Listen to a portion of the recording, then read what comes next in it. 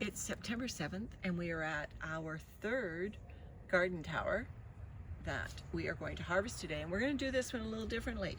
So hopefully between all our garden towers we'll figure out a formula that works for everyone. This one seems a bit tough to lift, and we're also going to deal with the large material a bit. So this was tough to lift up the way Landon was doing it in the other. So he's not digging our garden, he's just leveraging with a flat shovel to try to get, it's like loosening a tooth. And there the tower's coming up.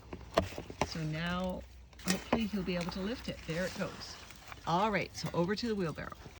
So we're over here at our wheelbarrow, and there's a fast food container with some shredded cardboard in it and some food in it. Landon said it actually had dried out the other day, so I don't know if we will find any worms in it. But instead of dumping it all with the castings, the vermicompost, we're going to get an empty bucket and we're going to lift out the large obvious material right from the start. And by doing that, this stuff will go into the bucket when we restart it. But we're taking the stuff that we just put in the last week or so. And you know, if a worm or two comes along, that's fine too. So after Landon's got those obvious things out, we are going to dump it into our wheelbarrow.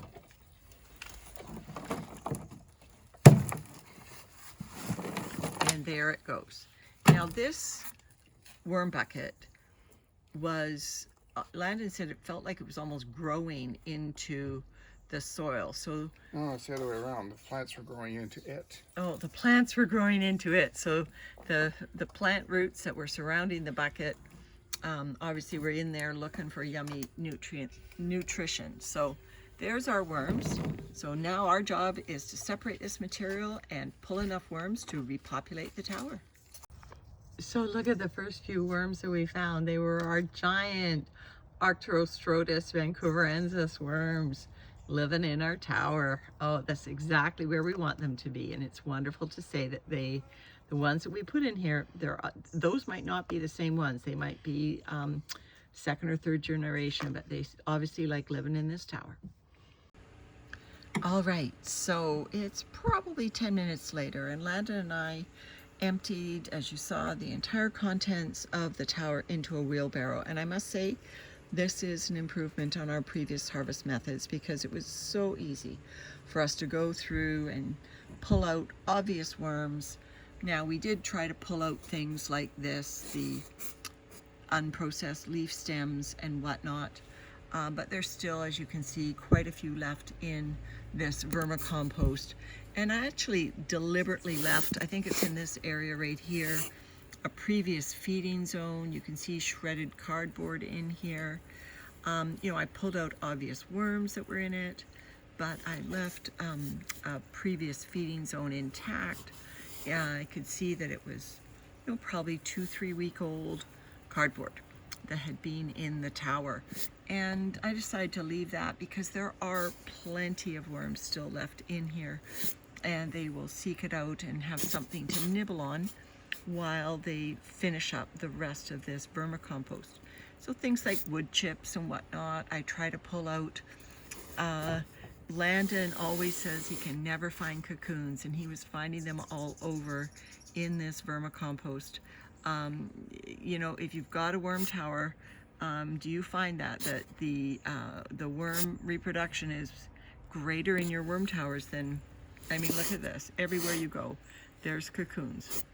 I'm putting the cocoons in this tub down here that will be returned to the tower once we restock it. So this time, restocking, we want to get these towers underway in good time. It's September 7th, in good time for them to be snug and for the winter. Yeah, see, here's the feeding zone. Here's the shredded cardboard. So we want them to be nice and snuggled in for the winter, which means we don't want to harvest them right before, you know, we might get cooler or rainy temperatures. Oh, another cocoon. So what we're doing is we're giving them some special bedding, and I'll bring you back when we have that. All right, so we're building the tower up. Landon's going to start by adding some of our dried shredded leaves. This is not the stuff that we made leaf mold out of. That's good, Landon. And then we've got some egg carton, and then maybe a couple of cobs of corn. And then another layer of leaves. And we'll do the rest of the egg carton and the corn now. So this is what we decide to rebuild our towers with. Now this is all dry material. So Landon's gonna have to make it soaking wet to make this hospitable for worms. Sure. So I think I would prefer us to wet it down before we put the worms in, Landon. So let's pause here and get this wet before we do anything else. All right, so Landon's just giving this a sprinkle with the watering can just to make sure that it's not bone dry, and then we'll water it again once it gets in the ground. So that's good. I mean, you can see it's obviously just running right out of the bucket. But now we're going to empty in the fast food container that we plucked off the top of the tower. Just dump that upside down, Landon. Let's see if there are worms in that container. I assumed that, oh, there's a rotten apple. See, so this is our previous feeding. And even though we found lots of worms in the tower, there are lots of worms. Oops, sorry, I didn't film that. There are lots of worms here in this feeding zone with this fast food container. So Landon, just make sure there's none crawled out in the bucket. I guess we can rinse that bucket out and give that for water. And then we just want to top it with the worms from the tower that we plucked out. So there we go. So we'll just put the worms now on the top. I think we should. And here, let's put them right in here, and then they can find their friends. There's some.